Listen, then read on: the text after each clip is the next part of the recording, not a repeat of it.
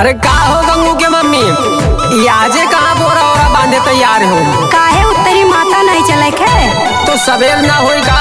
अरे सवेर तो होई लेकिन तुम नहीं जानत हो। सुनो, आज चलो सब बाराही, आज चलो सब बाराही देवी माँ के दरबार। रात रुकबे सब कोई, सवेरे दर्शन होई।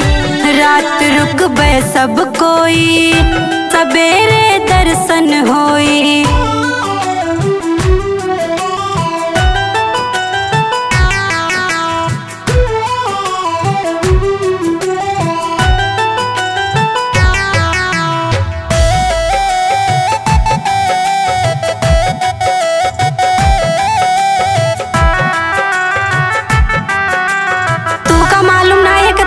सुनो, बाराही के धाम पे मेला 4 बजे से लागत है।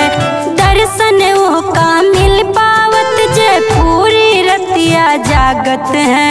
पूरी रतिया जागत है, पूरी रतिया जागत है। बाराही के धाम पे मेला 4 बजे से लागत है।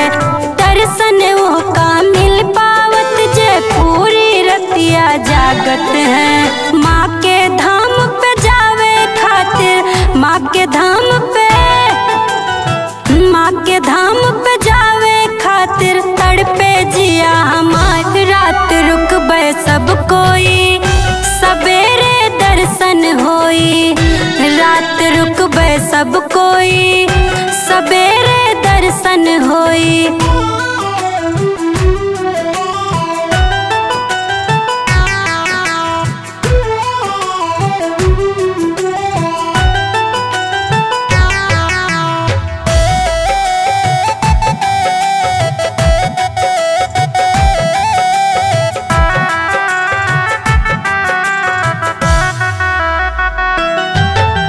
गोंडा से है 20 मील उमरी बेगमगंज के थाना। हमें बाराही धाम के मंदिर गाँव मुकुंदपुर है जाना। हमें बाराही धाम के मंदिर गाँव मुकुंदपुर है जाना। गोंडा से है 20 मील उमरी बेगमगंज के थाना। हमें बाराही धाम के मंदिर गाँव मुकुंदपुर है जाना। है जगदाते बाराही माँ, है जगदाते, है जगदाते बाराही माँ का जाने संसार। रात रुकबे सब कोई, सवेरे दर्शन होई। रात रुकबे सब कोई, सवेरे दर्शन होई।